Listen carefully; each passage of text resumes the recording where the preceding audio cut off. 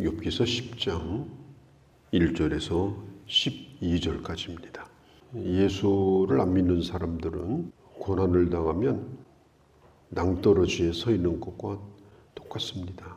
의지할 게 없습니다. 절망합니다. 특별히 어디 털어놓을 데도 없습니다. 왜냐하면 그럴 대상이 없으니까.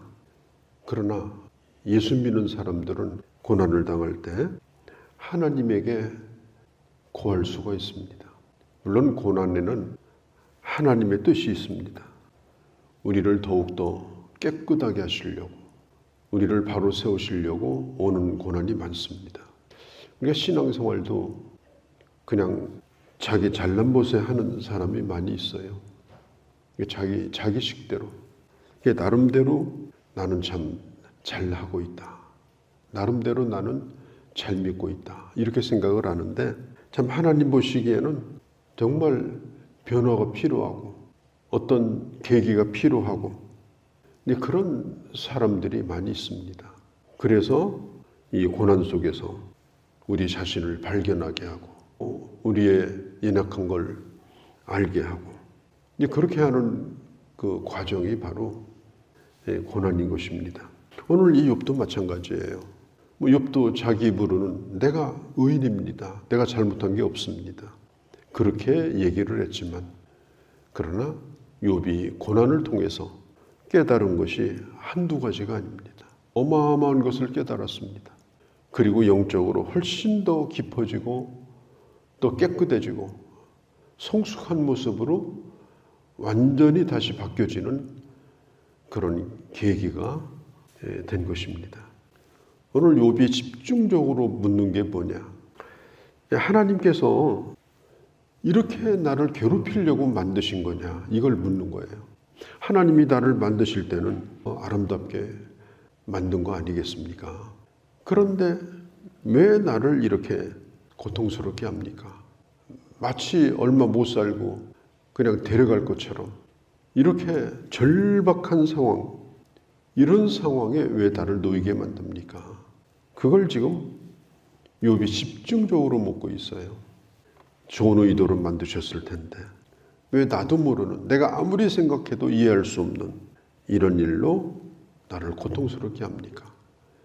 그러니까 하나님의 창조의 목적, 하나님의 나를 창조하신 의도, 이것을 의심을 품게 되는 겁니다.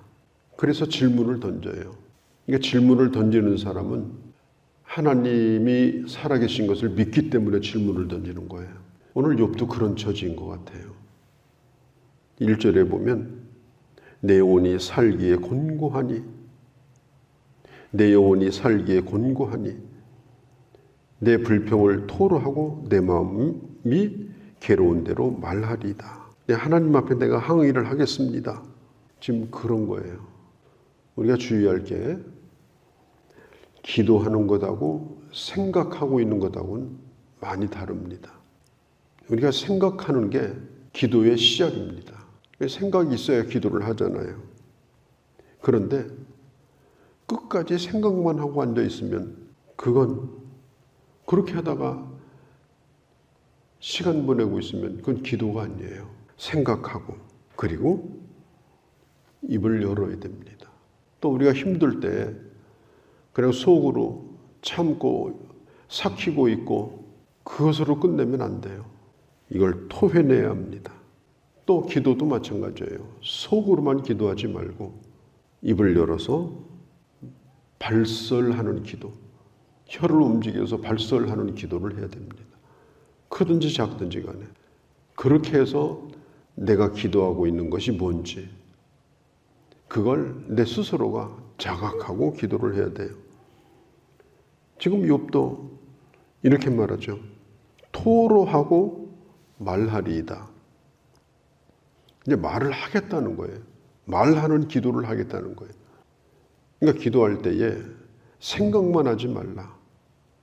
어떤 사람은 생각만 하다 끝나요. 걱정만 하다 끝나요. 그러면 안 돼요. 또 회개할 때도 그래요. 내가 죄를 지은 것 같으다, 내가 잘못한 것 같으다, 그 생각만 하다 끝나요. 잘못했다고 말을 해야 됩니다. 주님, 제가 죄를 지었습니다. 주님 저를 용서해 달라고 그렇게 입을 열어서 회개를 하셔야 돼요. 오늘 욥도 괴로운 대로 말하리이다. 이 말은 뭐냐면 지금 내가 괴로워서 아주 견딜 수가 없습니다. 분통이 지금 터집니다. 소리라도 지금 지르고 싶습니다. 그래서 내가 그런 것들을 내가 주님 앞에 지금 입을 열어서 지금 말씀을 드리겠습니다. 자, 2절에 보면 도대체 하나님은 무엇 때문에 나하고 이렇게 논쟁을 하고 나하고 이렇게 실랑이를 하시는 겁니까? 지금 욥은 기도할 때 지금 하나님을 상대해서 하는 거예요. 친구하고 얘기하는 게 아닙니다. 지금 그냥 누구를 원망하고 있는 게 아니에요. 하나님을 향해서 말하는 거예요. 무슨 까닭으로 이렇게 나와 변론을 지금 하고 계십니까? 3절에 주의 손으로 치는 것을 주의 손으로 지은 것을 학대하시며 멸시하시고 악인의 꾀에 빛을 비추기를 선 여기시나이까? 하나님이 나를 지어놓고 이렇게 죽을 듯이 생명이 끊어질 듯이 왜 이렇게 합니까? 이런 것은 악인이 하는 거 아니겠습니까? 악인이 꾸미는 일, 그런 일처럼 내가 이렇게 고통스러운 것을 지금 이렇게 좋게 여기는 거 아닙니까? 4절에 사람이 사람을 보듯 사람이 사람을 볼 때는 다 보지 못하잖아요. 걷길 부분만 봅니다. 왜? 우리는 겉만 보니까. 그런데 하나님께서 혹시 내가 지금 이렇게 다 병들어가지고 지금 잿더미에 앉아가지고 지금 이러고 있으니까 지금 하나님이 나를 무시하는 겁니까? 하나님도 지금 나를 판단하고 계신 겁니까? 내가 얼마나 믿음으로 살려고 몸부림을 쳤는데 내가 얼마나 진심으로 주님을 믿었는데 왜 그건 보이지 않습니까? 왜 악한 자들의 꾀에 빛을 비추십니까? 지금은 하나님이 하시는 일이 꼭 내 눈에는 지금 그렇게 보입니다. 지금 욥이 하나님을 향해서 지금 항의를 하는 거예요. 내 중심을 알아달라고. 진짜 내가 누구인지를 알아달라고 요청을 하는 것입니다. 5절에 하나님은 인간의 모든 것, 처음과 끝, 그 어떤 것이라도 주님은 다 알지 않습니까? 6절에 그런데 왜 자꾸 허물을 끊임없이 들춰내십니까? 6절에 나의 허물을 찾으시며 내 죄를 들추시나이까? 자꾸 이렇게 들추고 이렇게 허물을 덜어내려고 하십니까? 7절 주께서는 내가 악하지 않은 줄을 아시나이다. 욥은 이것에 대해서 확신을 가지고 있어요. 자신이 주님에 대해서 악하지 않다는 것. 성심을 다해서 완전한 건 아니지만은 그러나 인간으로서 하나님을 섬기는 일에 최선을 다한 것에 대하여 아시나이다. 저는 오늘 이 10장을 읽으면서 이 말이 마음에 와닿습니다. 아시나이다. 아시나이다. 내가 결코 악한 일을 하지 않았다는 것. 그리고 내가 주님을 피해서 어디로 도망치지도 못한다는 것. 이렇게 힘들다고 해서 내가 주님을 벗어나려고 한다든지 주님을 부인한다든지 그런 것도, 그런 믿음을 내가 가진 것도 주님이 아시지 않습니까? 주님이 아신다는 거. 우리가 하나님 앞에 기도할 때 주님이 잘 아시지 않습니까? 이런 기도를 우리도 참 할 때가 있어요. 왜냐하면 답답하니까. 완전한 건 아니지만 그래도 주님이 나를 아실 만큼 아시지 않습니까? 지금 욥도 그런 심정으로 지금 자기를 기억해 달라고 지금 호소를 하고 있는 거예요. 자, 8절 기억하옵소서. 8절에 주의 손으로 나를 빚으셨으며 만드셨는데 이제 나를 멸하시나이까? 자, 아이들이 뭐 모래성 쌓고 뒤도 돌아보지 않고 그냥 버리고 또 아이들이 장난감 가지고 놀다가 그냥 흥미 잃어버리면 다 허물어버리고 또 딴짓하고. 아니, 하나님이 나를 그렇게 하려고 지은 건 아니지 않습니까? 지금 욥이 하나님에게 묻는 거예요. 내가 생각해도 내가 소중한데, 내가 참 귀한데 하나님은 나를 그렇게 생각하는 거 아닙니까? 왜 나를 멸시하십니까? 계속해서 뭘 물어요? 하나님께서 자기를 창조하신 의도에 대한 그것을 지금 질문을 던지고 있는 거예요. 이제 9절에 보면 하나님은 흙으로 뭉치듯 나를 만드셨습니다. 그런데 왜 다 부서뜨려 가지고 흙으로 지금 돌아가게 합니까? 성경은 뭐 로마서도 그렇고 에레미야서 18장도 그렇고 오늘 이 10장도 마찬가지입니다. 하나님은 토기장이시다. 흙으로 사람을 빚으시는 분이다. 어떤 거냐? 하나님의 작품이다.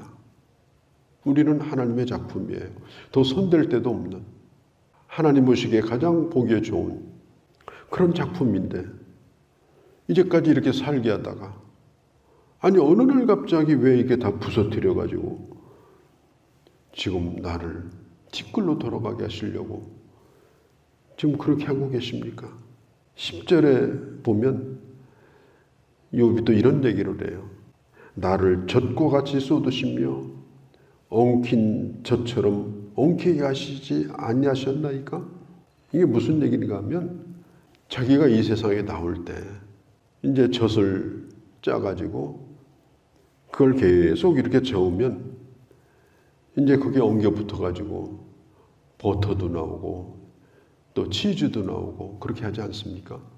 그러니까 하나님이 아무것도 없는 데서 나를 이 세상에 부어가지고 이렇게 엉겨 붙게 해가지고 그 뒤에 보면은 내 뼈도 엉겨 붙게 하시고 살도 엉겨 붙게 하시고 또 모양도 이렇게 내시고 피부도 다 이렇게 참 하나님이 이렇게 지어놓지 않았습니까? 10절에 보니까 엉키게 하지 아니하나이까? 11절에 피부와 살을 내게 입히시며 뼈와 힘줄로 나를 엮으시고 이렇게 나를 하나님이 만들어 놓지 않았습니까? 내가 어디서 뚝 떨어진 게 아니고 하나님이 한때 나를 이렇게 신경 써가지고 10달씩이나 어머니 뱃속에 있게 하고 이런 모습으로 전부 주님이 빚으시고 그리고 오늘까지 주님이 나를 이렇게 키워주시고 나를 나대도록 생명을 불어넣으신 분, 숨쉬고 살게 하시는 분, 나를 주장하시는 분, 그분이 하나님인 걸 저는 분명히 믿습니다. 지금 욥이 지속적으로 말하죠. 나의 나됨은 하나님 때문에 내가 있는 겁니다. 이걸 부서뜨리고 다 깨지게 만들고 다 집어던지듯이 나를 이렇게 하지 말아달라고. 결국 지금 그걸 요청하는 거예요. 우리도 우리 자신을 참 소중히 여기지 않습니까? 어떤 때는 다 깨지는 것처럼 그렇게 느껴질 때도 때로는 우리도 그런 게 있어요. 그럴 때 왜 하나님은 나를 이렇게 만들어 놓고 이렇게 다 부서뜨리려고 하나 이런 생각이 들 때도 우리에게 있습니다. 욥은 지금 하나님의 회복의 은혜를 구하고 있는 거예요. 폐차장과 공장은 다릅니다. 차는 고장나면 둘 중에 하나로 가요. 공장으로 가든지 폐차장으로 가든지. 공장에 가보면 찌그러진 차를 갖다 놨는데 내가 볼 때는 재기불능이에요. 앞에도 찌그러지고 뒤도 찌그러지고 형편이 없어요. 그런데 왜 폐차장으로 안 가고 거기다가 놨을까요? 주인이 그걸 고치려고 거기다 놓은 거예요. 이걸 어떻게 고치나. 정말 흉물스러워요. 그런 생각이 들 때도 있는데 나중에 가서 보면은 아주 깨끗하게 펴가지고요. 아주 색깔도 그냥 제대로 칠해가지고 외모까지 아주 단장을 내서 새 차를 만들어 놔요. 지금 욥은 온몸이 다 썩어가고 지금 잿더미에 앉아 있는데 자기가 지금 폐차장에 앉아있다. 그런 생각은 안 했습니다. 이럴지라도 하나님이 나를 고치신다. 하나님이 나를 다시 새롭게 하신다. 내가 이제까지도 믿음으로 살았고 괜찮게 살았으니까 나를 더 깨끗게 하려고, 더 멋있게 만들려고, 나대로는 잘했지만은 나를 더 완성을, 너를 높이려고 지금 여기에 나를 두셨다. 지금 그 소망을 가지고 욥이 계속해서 하는 말입니다. 나를 그렇게 지었지 않았습니까? 내가 지금 다 이렇게 돼버렸는데 하나님 아시지 않습니까? 하나님이 아시는 대로 그럼에도 불구하고 나는 또 깨진 데도 있고 금간 데도 있고 사람 보기에는 괜찮지만 그래서 주님이 오늘 이렇게 공장에다가 나를 불러서 세우고 지금 이 고난을 겪게 하는 줄로 믿습니다. 그리고 하나님을 소망하면서 지금 하나님을 의탁하면서 고백하고 있는 욥의 고백이 오늘 이 10장의 말씀입니다. 이는 어떤 일을 겪는다 할지라도 나의 나됨은 시작부터 끝까지 하나님의 손에 달려 있습니다. 다 깨지고 부서지는 것 같아도 주님이 우리를 회복시키되 예전보다 훨씬 더 좋은 모습으로 나를 만들 걸 믿고 그런 과정 가운데서 우리 믿음을 보여주고 그런 과정 가운데서 기도하고 그런 과정 가운데서 주님을 더 가까이 하는 이런 우리가 되어야 할 줄로 믿습니다. 거룩하신 우리 아버지 하나님, 우리는 폐차장에 버려진 자가 아닙니다. 하나님이 나를 더 귀하고 아름답게 만드시려고 때때로 우리를 하나님은 고난 가운데 두십니다. 하나님의 뜻을 더 깊이 깨닫고 그리고 주님을 신뢰하면서 하나님이여 나를 아시죠.